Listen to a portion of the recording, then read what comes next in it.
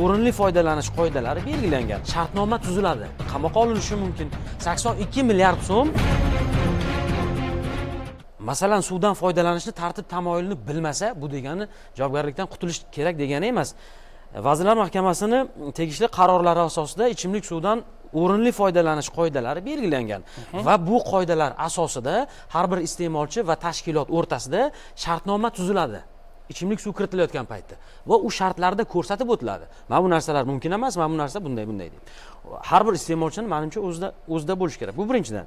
Ikkinchidan, shu jazo choralari yoki bo'lmasa o'sha qonunchilikka rioya qilinmagan taqdirda natijaga erishmayapmizmi, yanada kuchaytiriladi. Jumladan, ma'muriy va jinoiy javobgarlik to'g'risidagi kodeksga o'zgartirish kiritildi 2024-yilda. Ya'ni unga ko'ra ichimlik suvdan foyda olish maqsadida yoki o'zboshimchalik bilan o'sha foydalansa, endi jinoiy javobgarlikka ham tortiladi. Qamoqqa olinishi mumkin. Bu nimani anglatadi? Bugungi kunga qadar e'tibor berilmagan bu holatda. Men bir narsani aytishim mumkin.